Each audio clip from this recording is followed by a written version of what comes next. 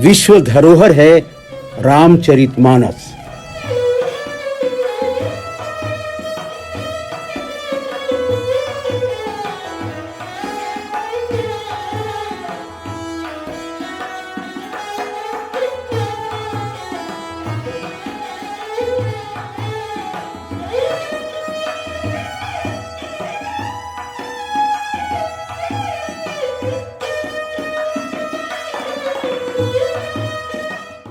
भारत का गौरव काव्य ग्रंथ रामचरितमानस अब विश्व धरोहर बन गया है, जिसे यूनेस्को ने मान्यता दी है और 38 देशों ने एक साथ समर्थन दिया है।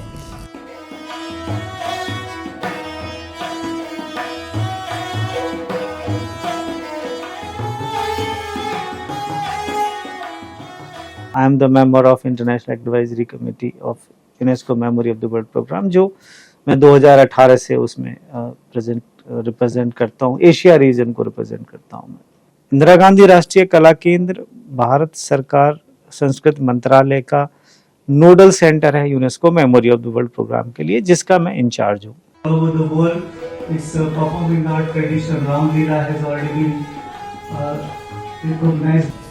1576 ईस्वी में लिखी गई रामचरितमानस पूर्ण हुई, जिसे 2 वर्ष 7 महीने और 26 दिन में संत गोस्वामी तुलसीदास ने अवधी भाषा में काशी गंगा तट पर रहकर लिखी थी। आज विश्व धरोहर बन चुकी ये महान कृति जन जन में लोकप्रिय है। भारत सरकार के संस्कृति मंत्रालय से संबद्ध इंदिरा गांधी राष्ट्रीय कला केंद्र के डॉक्टर रमेश चंद्र गौड़ के अथक प्रयासों से संभव हो सका है। रामचरितमानस को लेने का सबसे बड़ा रीजन था, हम सभी जानते थे कि हमारे भारत सरकार के प्रयासों से, हमारे सुप्रीम कोर्ट के एक बहुत महान फैसले से हम राम मंदिर का निर्माण होने जा रहा था। तो मुझे लगा कि रामचरितमानस उस साल जिस साल हमारा राम मंदिर बने, उसको अगर रिकॉग्नाइज वर्ल्ड रिकॉग्निशन मिलती है तो वो शायद एक बहुत ही अप्रोप्रिएट मौका हो सकता है। तो रामचरितमानस को रखने के पीछे ये हमारी एक सोच थी। पंचतंत्र हम सभी जानते हैं कि एशिया, क्योंकि हम एशिया पैसिफिक के लिए सबमिट कर रहे हैं, तो एशिया पैसिफिक में सबसे ज़्यादा भाषाओं में ट्रांसलेट होने वाली जो कहानियाँ हैं उसमें से पंचतंत्र एक आती है। और सहदेवलोक लोचन जो कश्मीर की भूमि से आनंदवर्धन ने लेखन किया और उसका कमेंट्री अभिनव गुप्त ने लिखा, तो तीनों इस रूप में एक बहुत ही महत्वपूर्ण ग्रंथ थे। तो हमने 30 सितंबर 2023 को टाइमलाइन के हिसाब से उसका पूरा नॉमिनेशन डोजियर करा के भारत सरकार के मंत्रालय, संस्कृति मंत्रालय और यूनेस्को जो हमारा कमीशन है, Indian commission for cooperation with UNESCO, जो शिक्षा मंत्रालय में आता है, उसकी अनुमति के बाद, अनुमोदन के बाद उनको सबमिट किया। तो उसकी मीटिंग अभी 6 से 10 मई मंगोलिया की जो कैपिटल है उलानबटर, उसमें शेड्यूल हुई। और उस मीटिंग के दौरान मुझे इनवाइट किया गया उन्होंने कि आपको प्रेजेंटेशन देना है कमेटी के सामने, जो असेंबली जनरल मीटिंग होती है उसमें। तो मैंने इन तीनों मैन्युस्क्रिप्ट्स को वहाँ पर जो मेंबर स्टेट रिप्रेजेंटेटिव होते हैं उनके सामने प्रेजेंट किया। और रजिस्टर सब कमेटी के रिकमेंडेशन के हिसाब से और वोटिंग में अनोनिमसली तीनों इंस्क्रिप्शन को जो हमारा UNESCO memory of the world regional register है उसमें इंस्क्राइब किया गया।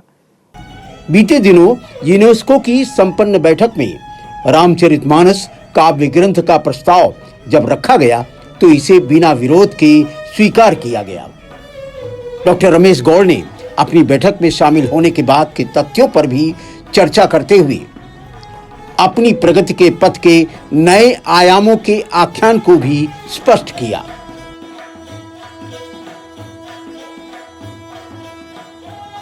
रामचरितमानस के साथ विश्व धरोहर के रूप में शामिल होने वाली कृतियों में पंचतंत्र और सहृदय लोकलोकन है।